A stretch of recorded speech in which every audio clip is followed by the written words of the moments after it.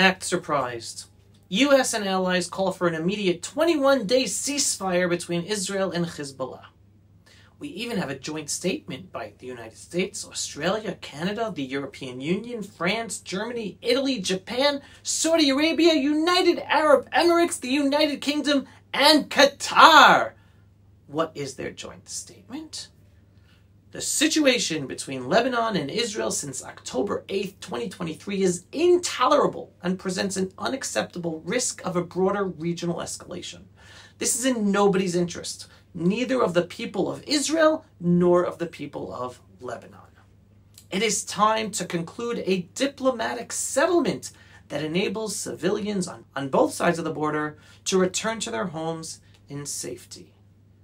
Diplomacy, however, cannot succeed amid an escalation of this conflict.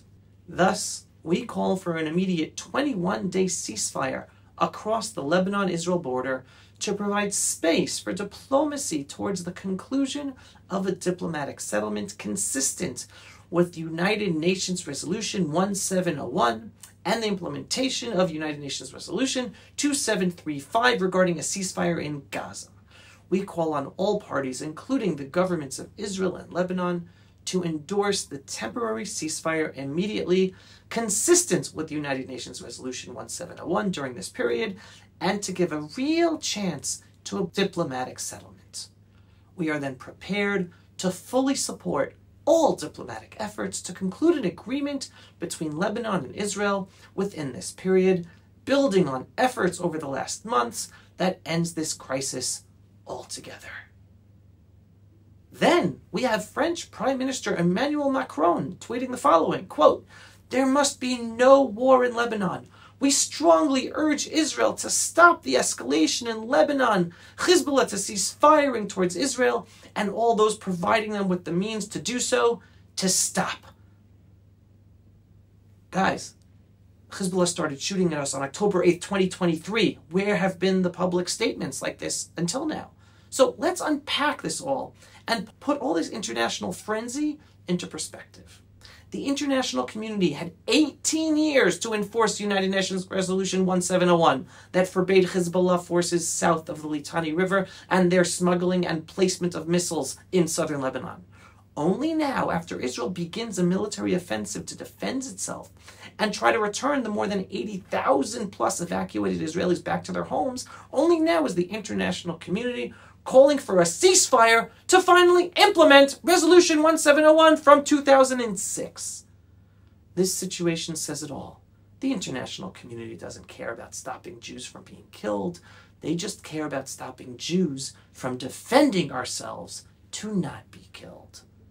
This is a repeat of every single war launched against us since our War of Independence in 1948.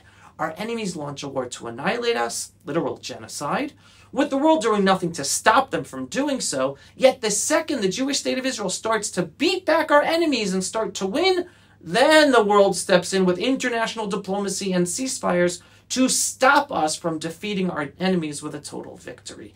And then they're able to rearm and regroup and launch more wars against us. Understand, only with a total victory will we finally have the deterrence necessary to put an end to the aggression of our enemies against us and not relaunch wars in the future.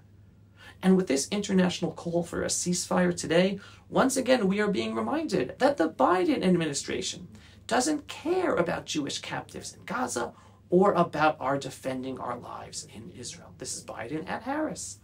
Instead of pressuring Hamas to surrender and free our captives in Gaza, and instead of pressuring the United Nations and the international community to enforce UN Resolution 1701 that forbids Lebanon and Hezbollah from having any terrorists south of the Litani River and having rockets in Lebanon, again, we don't have to be part of that, just force them.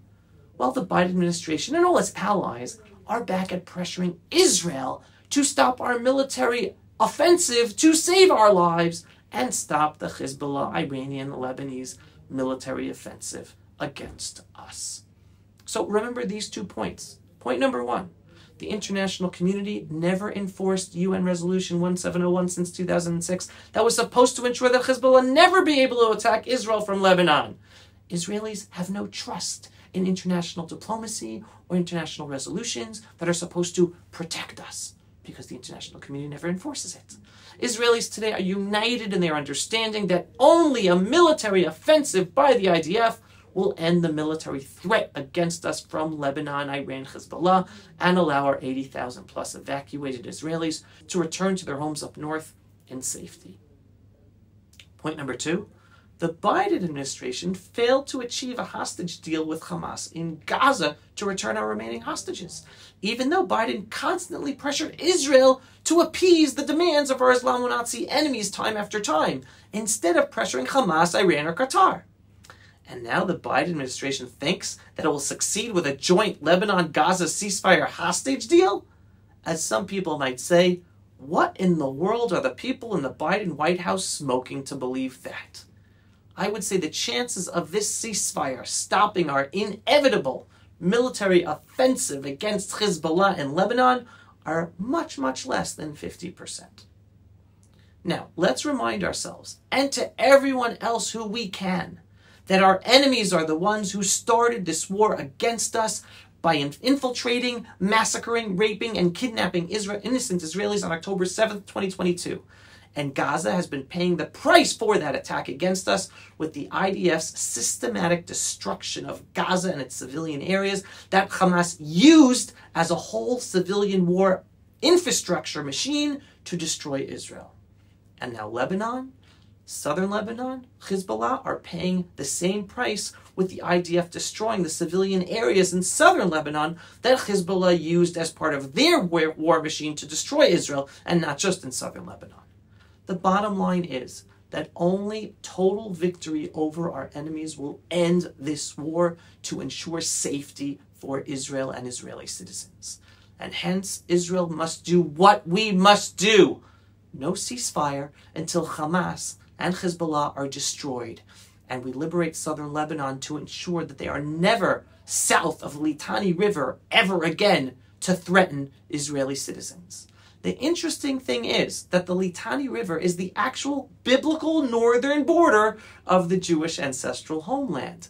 The two tribes of Asher and Naphtali lived in what is today southern Lebanon up to the Litani border. It seems that God above knew then what territorial borders the Jewish people need to live in our homeland to have our security. Whether it happens today, tomorrow, next year, or in 5 years, the Jewish state of Israel will be liberating Gaza and southern Lebanon and staying in both of those areas forever. Islamic jihadists can no longer attack the Jewish people without paying the only price that Muslims care about, because they don't care about the lives or the lives of their family members or civilians. They only care about the loss of land. If our enemies don't want to lose land, they shouldn't launch wars to kill Jews and destroy the Jewish state of Israel. As I said before, Israel must do what we must do.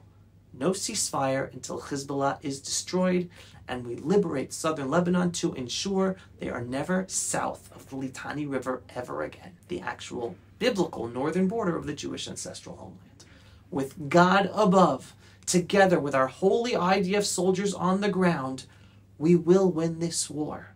And yes, it is thanks to Prime Minister Benjamin Netanyahu and his finessing of the horrific, evil, and immoral international pressure that is always trying to stop us from being able to defend our lives and allow our enemies to remain, regroup, rearm, and continue to launch their centuries-old war against us. Because this didn't start on October 7th. It didn't start in 1967. It didn't start in 1948. The Muslims have been on the march since they were created in the 7th century to take over the world, forcefully convert everybody, especially the Jews, and as they say, first the Saturday people and then the Sunday people. So we are your front line in the war against this growing Marxist Islamist revolution to take over the world. Stand with us in doing what we have to do. Support us. Contact your politicians if you're in America, your congressmen, your senators. Tell them you stand with Israel, and they should stand with Israel to allow us to do everything we need to protect ourselves and ensure that we have the deterrence that we are never attacked by our enemies ever again. Am Yisrael Chai, folks. We're going to make this happen despite the evil, immoral international pressure against us. There's still going to be bumps along the way, but we're going to make this happen. Am Yisrael Chai. Pulse of Israel, frontline videos from the Holy Land. Support our work by donating today.